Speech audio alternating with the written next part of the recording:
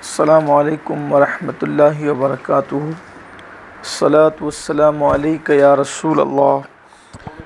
الصلاۃ والسلام علیک یا نبی اللہ،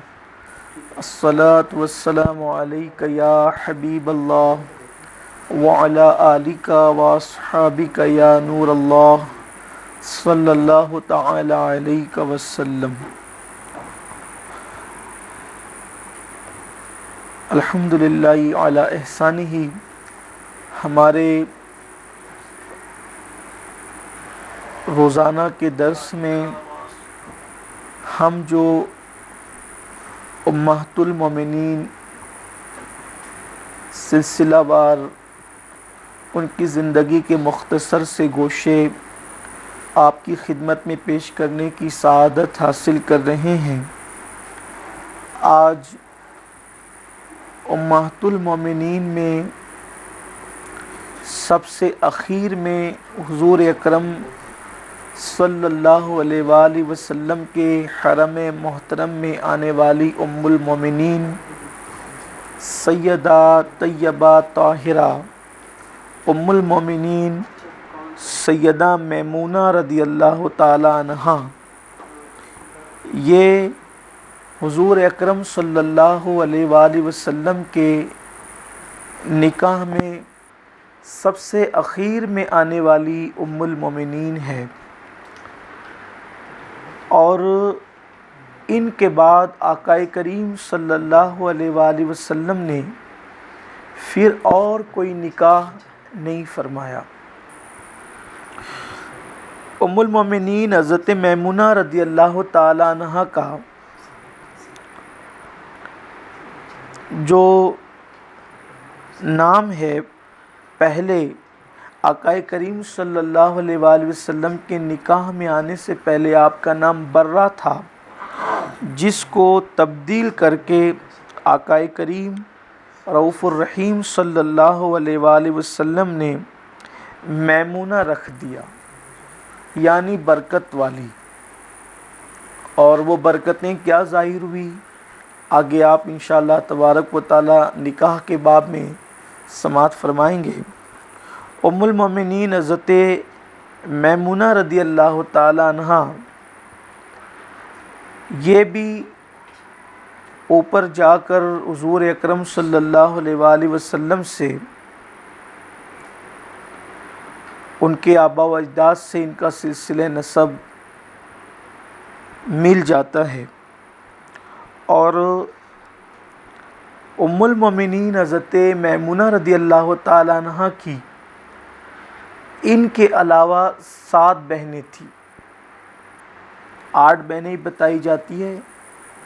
4 بہنیں ان کی حقیقی بہنیں تھیں، یعنی ماں اور باپ دونوں ایک، اور 4 بہنیں یعنی ماں کی ہی بیٹیاں تھیں لیکن باپ اور تھے۔ اس اعتبار سے حضرت ام المومنین میمونہ رضی اللہ تعالیٰ عنہ کی بہن کہ ماں دونوں کی ایک ہے لیکن باپ الگ ہے، جیسے میمونہ بنت حارث، ان کے والد حارث تھے، ان کی ایک بہن تھی حضرت زینب بنت خزیمہ، تو حضرت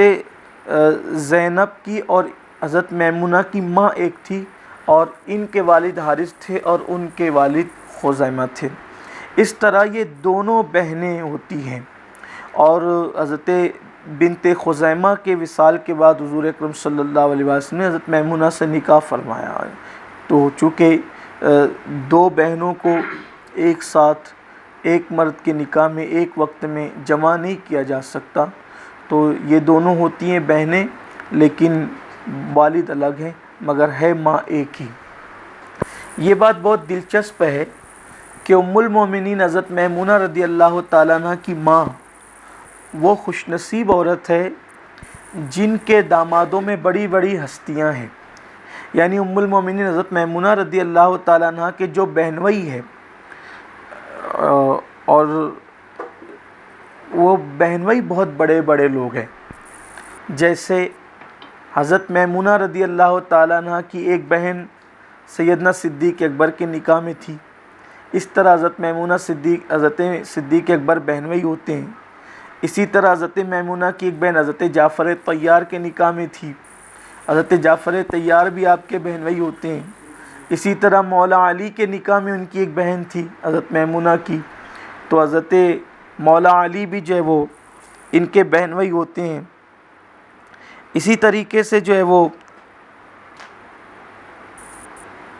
حضرت سیدنا حمزہ جو حضور علیہ السلام کے چچا ہیں،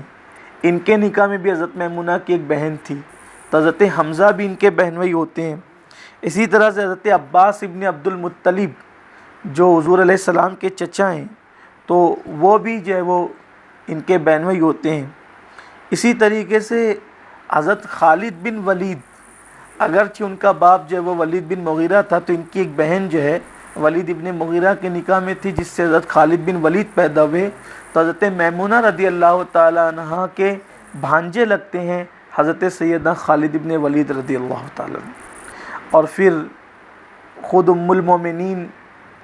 میمونہ اور حضرت زینب بنت خزیمہ، یہ دونوں خواتین، یعنی کہ یہ ان کی ماں ایسی خوش نصیب عورت ہے کہ 2 مرتبہ حضور اکرم صلی اللہ علیہ وآلہ وسلم ان کے داماد ہوئے. یہ حضرت ام المومنین رضی اللہ تعالیٰ عنہ کا خاندانی پس منظر اور عظمت، اس سے ہمیں جو ہے وہ سمجھ میں آتا ہے، اور آپ کو اس کی اہمیت کا اندازہ ہونا چاہیے کہ کتنے بڑے بڑے لوگ جو ہیں وہ اس خاندان سے وابستہ تھے. ام المومنین حضرت میمونہ رضی اللہ تعالیٰ عنہ چونکہ اعلیٰ خاندان اور اعلیٰ نسب بھی کی وجہ سے مشہور گھرانے کی تھی، مالدار گھرانے کی بھی تھی، اور بڑے بڑے لوگ ان کے خاندان سے وابستہ تھے، اور خاندان بھی ان کا بڑا تھا. آپ کو غلام آزاد کرنے کا بہت شوق تھا. امہات المومنین میں یہ کثرت کے ساتھ غلاموں کو آزاد فرماتی تھیں. اسی طرح ام المومنین حضرت میمونہ رضی اللہ تعالیٰ عنہ بڑی فیاض بھی تھی، بڑی سخی تھی، سخاوت بڑی تھی آپ میں اور ازواج مطہرات کی طرح. لیکن ان کی خصوصیت یہ تھی کہ جب بھی ان کے دروازے پر کوئی سائل آتا، مانگنے والا آتا، اور آپ اس کو اس وقت تک آپ کے پاس نہیں ہوتا کچھ چیز دینے کے لیے، تو حضرت میمونہ رضی اللہ تعالیٰ عنہ لوگوں سے قرض لے کر کے دیا کرتی تھی. اور کبھی کبھی قرض بہت زیادہ ہو جاتا تھا، تو لوگ کہتے تھے امی جان قرض بہت زیادہ ہو گیا، آپ دیں گی کہاں سے؟ تو فرماتی تھی کہ اللہ کے رسول صلی اللہ علیہ وآلہ وسلم نے فرمایا کہ جو بندہ قرض دینے کی نیت رکھتا ہے، اللہ تبارک و تعالیٰ اس کے قرض کی ادائیگی کے اسباب بھی فرما دیتا ہے. تو ام المومنین یہ فرماتی تھی اور قرض لے لے کر لوگوں کی مدد کیا کرتی تھی. حضرت ام المومنین میمونہ رضی اللہ تعالیٰ عنہ کو حضور علیہ السلام سے پیار بہت تھا، بہت محبت تھی. ایک دن ان کی باری تھی ام المومنین حضرت میمونہ کی، اور آقا کریم صلی اللہ علیہ وآلہ وسلم کچھ بے چین سے نظر آئے، چہرے پہ کچھ پریشانی کے آثار تھے. ام المومنین نے عرض کیا کہ یا رسول اللہ صلی اللہ علیہ وآلہ وسلم، آپ کچھ پریشان سے نظر آتے ہیں اور بے چین ہیں آپ، اس وقت میں آپ کی بے چینی نہیں دیکھ پا رہی ہوں. تو آقا کریم صلی اللہ علیہ وآلہ وسلم نے فرمایا میمونہ، مجھ سے جبریل نے وعدہ کیا تھا کہ وہ مجھ سے ملاقات کے لیے آئیں گے، لیکن وہ ابھی تک آئے نہیں، میں ان کا انتظار کر رہا ہوں. حالانکہ جبریل وعدہ کر کے کبھی وعدہ خلافی نہیں کر سکتے. یہ بات کہنی تھی، اور تھوڑی دیر کے بعد حضور علیہ السلام کی توجہ جب وہ چارپائی کے نیچے ہوئی، تو آقا کریم صلی اللہ علیہ وآلہ وسلم نے کیا دیکھا کہ کتے کا پلہ یعنی کتے کا بچہ آقا کریم صلی اللہ علیہ وآلہ وسلم کے چارپائی کے نیچے بیٹھا ہوا تھا. تو حضور اکرم صلی اللہ علیہ وآلہ وسلم نے کتے کا پلہ چارپائی کے نیچے سے نکالنے کا حکم دیا،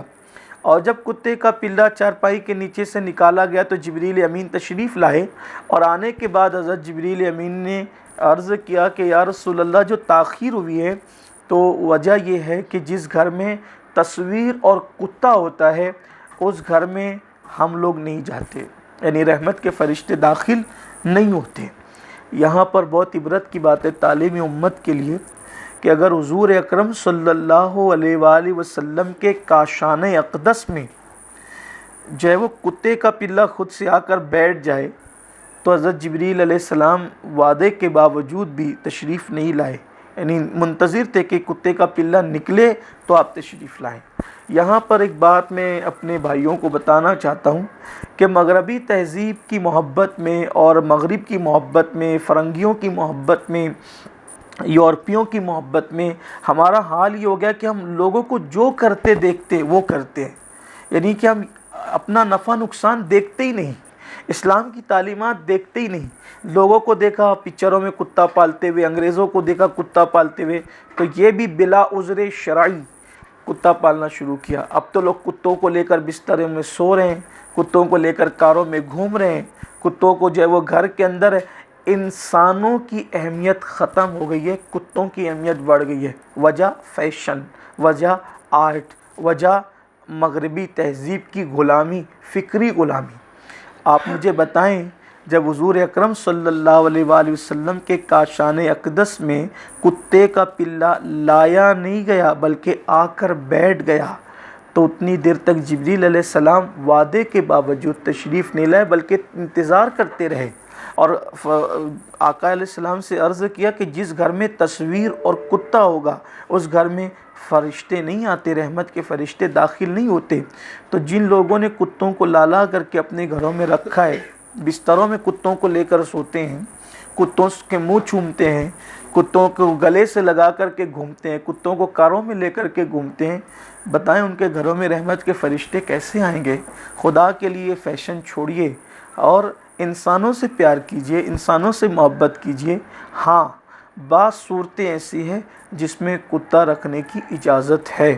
تو وہ صورتیں کیا ہے وہ آپ پہلے علماء کرام اور مفتیان کرام سے معلوم کریں، لیکن شوقیہ طور پہ کتے پالنا، بندر پالنا، ان کو اپنے گھروں کے اندر رکھنا اسلام اس کی اجازت نہیں دیتا، اس لیے ان چیزوں سے بچنا چاہیے۔ تو بہرحال کتا نکالا گیا، اور نکالنے کے بعد پھر حضور علیہ السلام سے ملنے کے لیے جبریل علیہ السلام آئے۔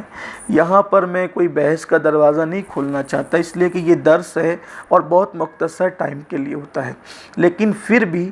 کچھ دنیا پرست اور مادیت پرست لوگ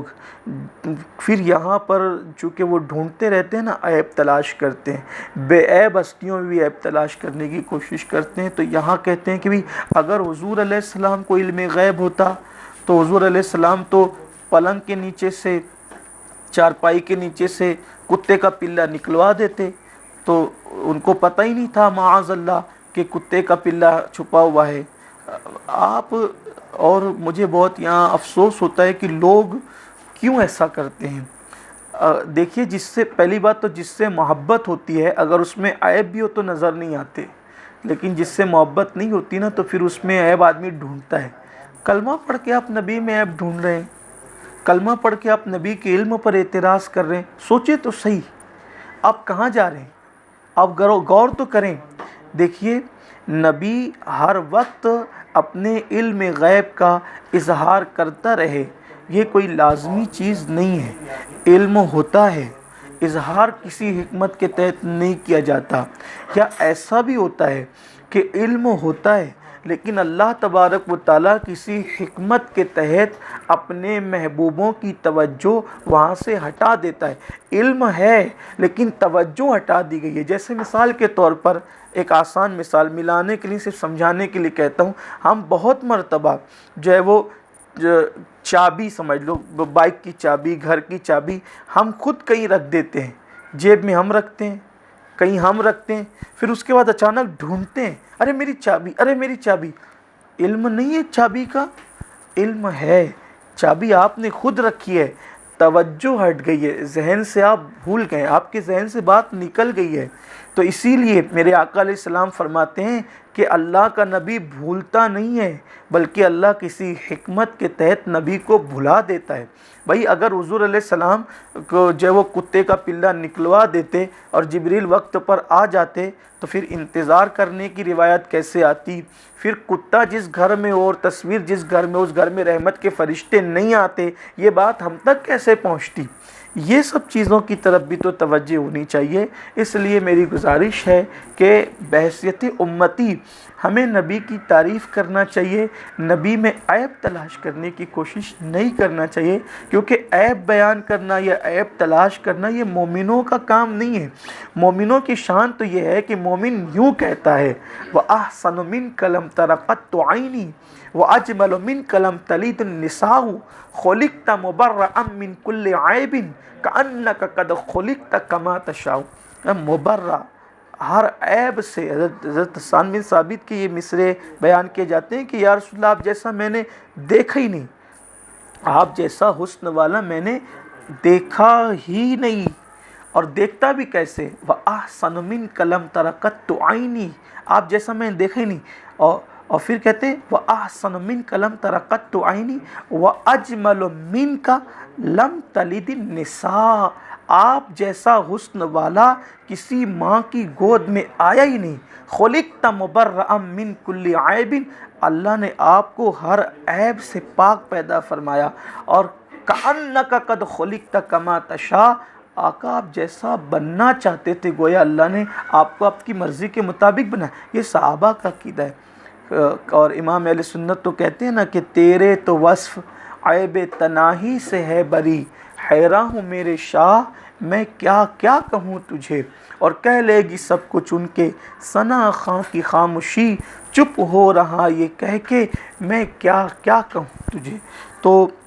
یہ ایسی بس سر دست بات نکل آئی تو میں نے وضاحت کر دی، ورنہ کوئی مناظرانہ یا مجادلانہ یا بحث کا دروازہ کھلنا مقصد نہیں ہے۔ انشاءاللہ اس کی مزید تحقیق جنہیں دیکھنا ہے تو وہ ہمارے علماء کرام نے علم غیب پر جو وضاحتیں کی اس طرف رخ کریں، یا امام اہل سنت کی کتاب الدولۃ المکیہ کی طرف رخ کریں انشاءاللہ تعالی، یا حضرت سعد اللہ فاضل کی کتاب الکلمۃ العلیٰ کی طرف رخ کریں، انشاءاللہ وہاں آپ کو یہ سب دلیلیں مل جائے گی۔ تو ام المومنین کی یہ محبت تھی کہ حضور علیہ السلام کو ایک لمحے کے لیے بے چین دیکھا تو خود بھی بے چین ہو گئی۔ اور ام المومنین حضرت میمونہ رضی اللہ تعالیٰ عنہ کی ایک خاص بات یہ بھی ہے کہ آپ بہت باعمل، بہت نیک،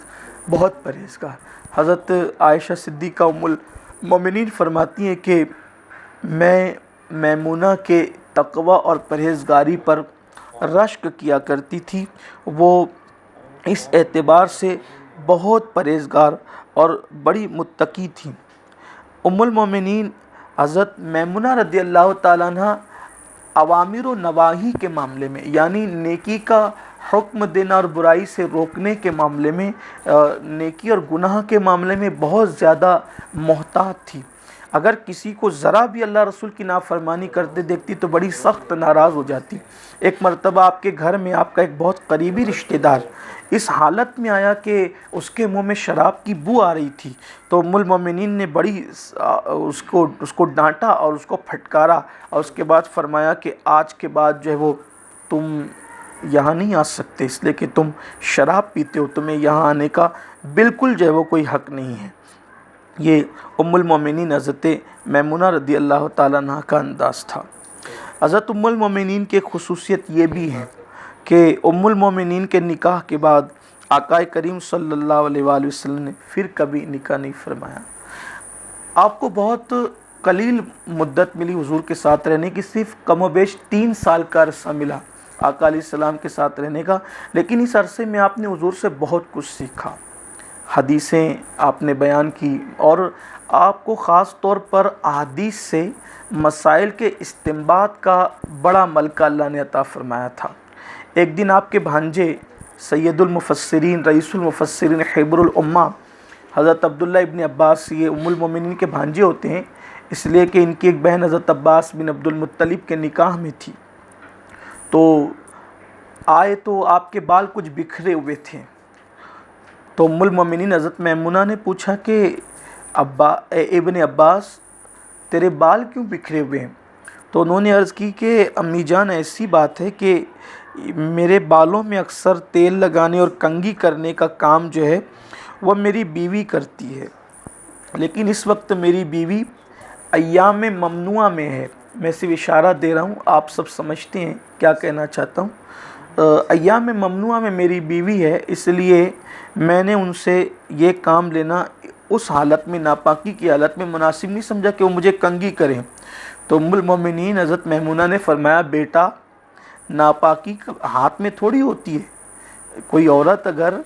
مخصوص ایام سے گزر رہی ہو تو اس کے ہاتھ میں تھوڑی ناپاکی ہوتی ہے۔ ارے ہم خود اسی حالت میں ہوتے تھے اور حضور اکرم صلی اللہ علیہ وآلہ وسلم ہماری گود میں سر رکھ کر لیٹ جاتے تھے، اور حضور علیہ السلام صرف گود میں سر رکھ کر لیٹتے ہی نہیں تھے بلکہ ہماری گود میں سر رکھ کر حضور علیہ السلام قرآن شریف کی تلاوت بھی کیا کرتے تھے، اور ہم لوگ ایسی حالت میں ہوتی تھی ایام ممنوعہ کی حالت میں، اور حضور علیہ السلام جب نماز پڑھ لیتے تب حضور کے مصلے کو بھی ہاتھ لگاتے اور حضور کا مصلہ اٹھا کر کے رکھتے ہیں، اور ہم حضور علیہ الصلاۃ والتسلیم کو اسی حالت میں حضور علیہ السلام کے سر میں کنگھی بھی کرتے تھے، اور سرکار علیہ السلام کے سر میں تیل بھی لگایا کرتے تھے، اور حضور علیہ الصلاۃ والتسلیم ہم لوگوں کے بستر پر ہمارے ساتھ آرام کیا کرتے تھے۔ تو حضور علیہ السلام نے تو ایسا نہیں کیا، کسی کے ہاتھ میں تھوڑی ناپاکی ہوتی ہے۔ یہاں سے ام المومنین نے حضرت عبداللہ ابن عباس کی اس غلط فہمی کو دور فرمایا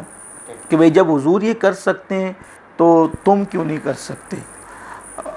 اور یہاں سے پھر ہمیں بھی ایک درس ملتا ہے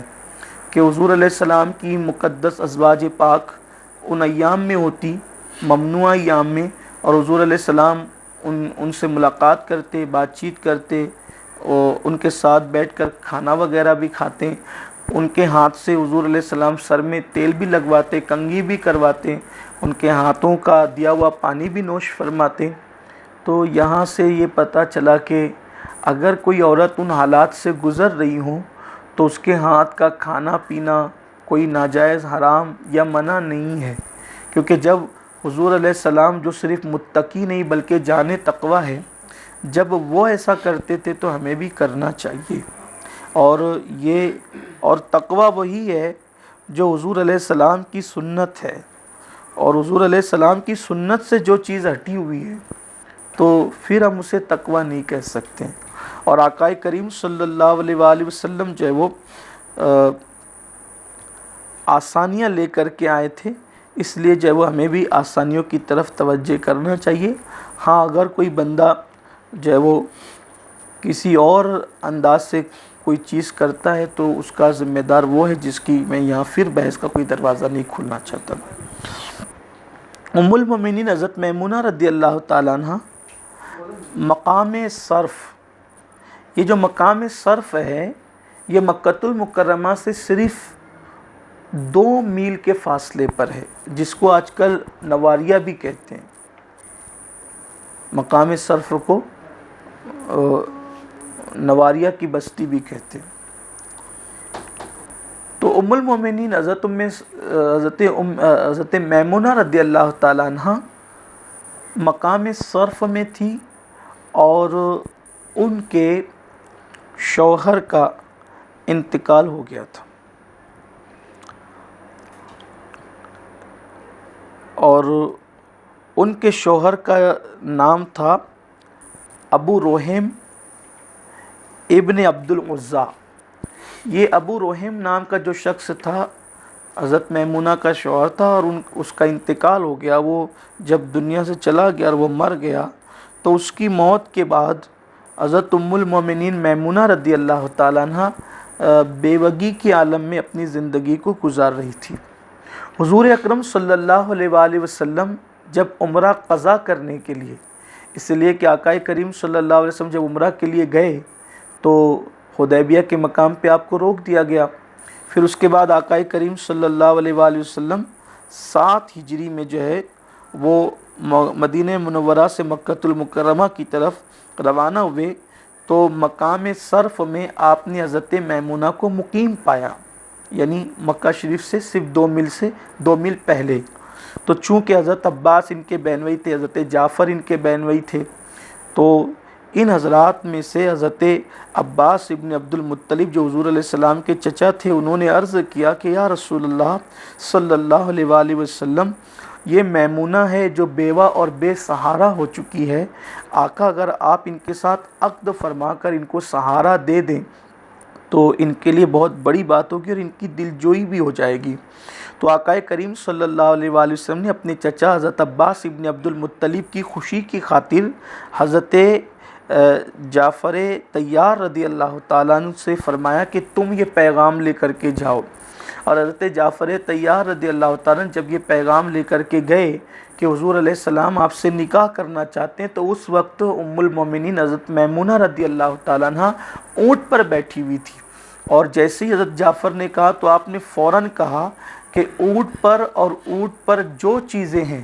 وہ سب حضور علیہ السلام کے لیے ہبہ ہے، حضور علیہ السلام کے لیے وقف ہیں، حضور علیہ السلام کے لیے ہے۔ تو چونکہ انہوں نے اپنے آپ کو حضور علیہ السلام کے لیے ہبہ کر دیا تھا،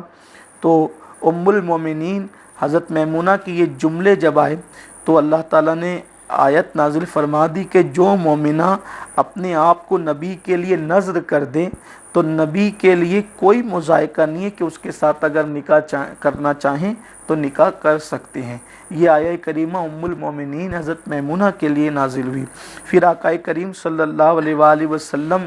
کی بارگاہ میں انہوں نے حضرت عباس ابن عبد المطلب کو اپنا وکیل بنایا اور آقا کریم صلی اللہ علیہ وآلہ وسلم نے ان سے نکاح فرمایا۔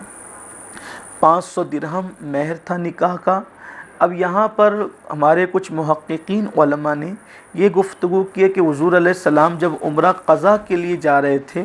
تو حالت احرام میں جاتے وقت نکاح کیا یا واپسی پر نکاح کیا۔ تو بعض لوگ یہ کہتے ہیں کہ احرام ہی میں جاتے وقت نکاح کیا، اور بعض لوگ کہتے ہیں کہ واپسی پر نکاح کیا، لیکن جو زیادہ بات معتبر ذہن جسے قبول کرتا ہے اور ام المومنین کے اقوال جس طرف اشارہ کرتے ہیں وہ یہ ہے کہ حضور اکرم صلی اللہ علیہ وآلہ وسلم جب جا رہے تھے تو اس وقت نکاح کی بات طے ہوئی، اور واپسی پر حضور علیہ السلام نے نکاح فرمایا۔ چونکہ 3 دن کے قیام کی ان کی طرف سے اجازت تھی، مکہ والوں کی طرف سے، آقا کریم صلی اللہ علیہ وآلہ وسلم 3 دن ہو گئے تو حضور اکرم صلی اللہ علیہ وسلم نے اہل مکہ سے کہا کہ اگر آپ اجازت دیں تو ہم کچھ وقت اور ٹھہر جائیں اور ہم نکاح کر لیں اور ولیمہ بھی یہی کریں گے اور آپ لوگوں کو بھی کھلائیں گے۔ تو ان کی طرف سے یہ بدبختی کا جواب ملا کہ آپ کی 3 دن کی مدت پوری ہو گئی ہے، اب آپ مکے سے چلے جائیں اور ہمیں آپ کے کھانے کی معاذ اللہ کوئی حاجت نہیں ہے۔ پھر حضور علیہ السلام واپس مکے سے نکل گئے اور وہی مقام صرف جہاں پر حضرت ام المومنین مقیم تھی وہاں پہنچے، اور وہاں پہنچ کر نکاح بھی ہوا اور ولیمہ بھی ہوا۔ جب ام المومنین حضرت میمونہ رضی اللہ تعالیٰ عنہ کے ساتھ حضور اکرم صلی اللہ علیہ وآلہ وسلم نے نکاح فرمایا تو یہ اطلاع جب ان کے رشتہ داروں کو ملی تو آپ کے رشتہ داروں کے دل بڑے نرم ہو گئے، اور انہوں نے سوچا کہ ایک ایسی عورت جو بے سہارا ہو گئی تھی، حضور علیہ السلام نے ان کو اپنے نکاح میں لیا، اور جب ان لوگوں نے یہ بات دیکھی تو چونکہ وہ سب حضور علیہ السلام کے رشتہ دار ہو گئے تھے، رشتے میں جڑ گئے تھے، تو نفرتیں کم ہوئی، بلکہ بہت سارے لوگ اس نکاح کی وجہ سے اسلام میں داخل ہو گئے، اور حضرت ام المومنین میمونہ رضی اللہ تعالیٰ عنہ کے نکاح سے گویا کہ ایک برکت ظاہر ہوئی کہ بہت سارے لوگ مسلمان ہوئے، اسلام کو بہت فروغ نصیب ہوا اور لوگ اسلام کے قریب آئے، دشمنی لوگوں کے دلوں سے کم ہو گئی۔ تو چونکہ ان کا اصل نام برہ تھا، لیکن آپ کی برکت سے اتنے لوگوں کو اسلام نصیب ہوا، اسی لیے حضور علیہ السلام نے ان کو برکت والی یعنی ان کا نام میمونہ رکھ دیا، اور پھر ان کو میمونہ کے نام سے ہی پکارا جانے لگا۔ حضور اکرم صلی اللہ علیہ وآلہ وسلم کے حرم میں یہ 7 ہجری میں آئیں، اور آقا علیہ السلام نے 11 ہجری میں کے اوائل میں یعنی ربیع الاول شریف میں دنیا سے پردہ فرمایا، تو ان کو 3 سال ہی کم و بیش آقا کریم صلی اللہ علیہ وآلہ وسلم کی خدمت میں رہنے کا موقع ملا۔ ام المومنین پھر جو ہے وہ سن 51 ہجری میں، چونکہ وہ تو سن 7 ہجری میں آقا علیہ السلام کے ساتھ مدینہ شریف چلی گئی تھی، پھر مدینہ شریف سے مکہ شریف آنا جانا لگا رہتا تھا، تو آپ مکۃ المکرمہ میں تھیں، تو آپ کی طبیعت میں بہت علالت ہوئی، بہت علیل ہوئی مکہ شریف میں آپ، تو علالت کے درمیان آپ نے اپنے بھانجے حضرت عبداللہ ابن عباس سے کہا کہ ابن عباس اب میری زندگی پوری ہو گئی ہے، لیکن مجھے مکے سے باہر لے چلو، کیونکہ میں نے آقا کریم صلی اللہ علیہ وآلہ وسلم سے سنا ہے کہ میمونہ تمہیں مکے میں موت نہیں آئے گی. تو کہتی ہے کہ جب تک میں مکے میں رہوں گی مجھے موت نہیں آئے گی. تو ام المومنین مکے سے نکلی، اور مکے سے نکلنے کے بعد جب مقام صرف میں پہنچی جہاں آپ کا نکاح ہوا تھا، تو اسی مقام صرف میں آپ کا انتقال ہو گیا اور وہیں پر آپ دفن ہوئی. تو یہ آپ کی خصوصیت بھی ہے کہ جہاں نکاح ہوا، جہاں حضور علیہ السلام نے پہلی بار آپ کو شرف بخشا، جہاں آپ کا ولیمہ ہوا، اسی مقام پر آپ کا وصال بھی ہوا اور اسی مقام پر آپ کی تدفین بھی ہوئی. ابھی بھی مقام نواریہ جس کو کہتے ہیں مقام صرف، تو وہاں آپ کا مزار مقدس موجود ہے، 4 دیواری بنی ہوئی ہے. اور آپ کا نماز جنازہ حضرت عبداللہ ابن عباس جو آپ کے بھانجے تھے انہوں نے پڑھایا، اور پڑھانے کے بعد جب جنازہ قبر شریف کی طرف لے جایا جانے لگا تو لوگ کچھ تیزی کے ساتھ جنازہ لے جا رہے تھے. تو ابن عباس نے فرمایا ذرا دھیرے، ادب کرو، یہ رسول اللہ کی بیوی ہے. یہ فرمایا یہ رسول اللہ کی بیوی ہے، ان کا ادب کرو. اس کا مطلب ابن عباس کے جو ایک جملے سے بہت سی چیزیں پتہ چلتی ہے، ان میں سے 2 چیزیں واضح ہے. ایک تو یہ کہ آقا کریم کے وصال کے بعد بھی 40 سال کے بعد کم و بیش حضرت ابن عباس کریں کہ یہ حضور کی بیوی ہے، بیوہ نہیں کہا بلکہ بیوی کہا. اور دوسری چیز یہ فرمایا کہ ادب کرو. اس کا مطلب حضور علیہ الصلاۃ والتسلیم کی بیوی ہونے پر جب نسبت رسول کی بنیاد پر جنازہ تیزی سے لے کر چلنے کی اجازت آپ نے نہیں دی، تو جب حضور کی بیوی ہونے کی نسبت سے ابن عباس اتنا ادب کی بات کر رہے ہیں تو صحابہ کرام حضور اکرم صلی اللہ علیہ وسلم کی ذات پاک کا خود کتنا ادب کرتے ہوں گے. اس سے ادب کا پہلو ہمیں پتہ چلتا ہے. اللہ تعالیٰ ام المومنین حضرت میمونہ رضی اللہ تعالیٰ عنہ کی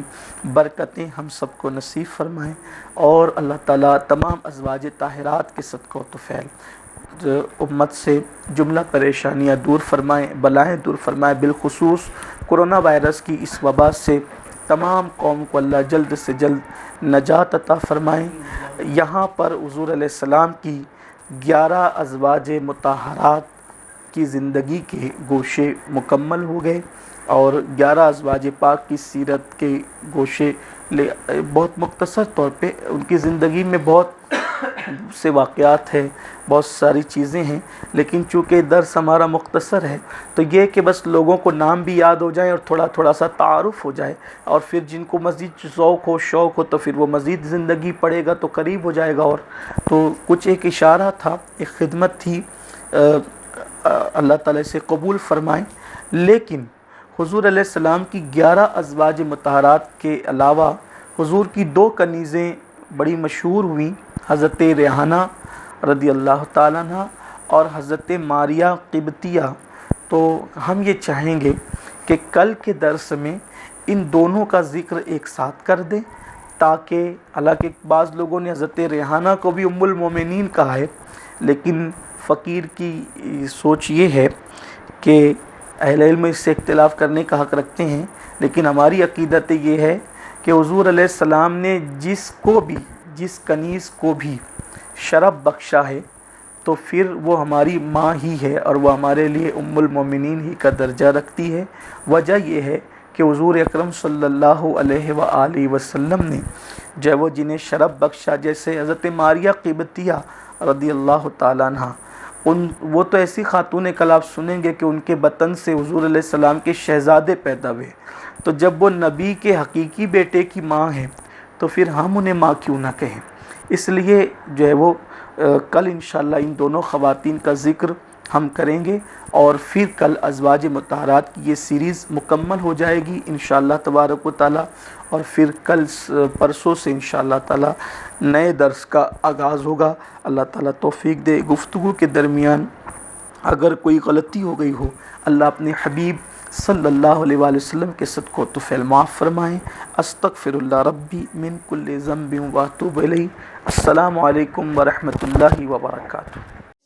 رسالت کے پروانوں ہر سنیچر کو بعد نماز عشاء سنی دعوت اسلامی کے عالمی مرکز اسماعیل حبیب مسجد میں سنی اجتماع ہوتا ہے. آپ حضرات پابندی کے ساتھ اس میں شرکت فرمائیں. سنی دعوت اسلامی کی ویب سائٹ sunnidawatisllami.net پر وزٹ کریں اور بہت ساری دینی معلومات حاصل کریں.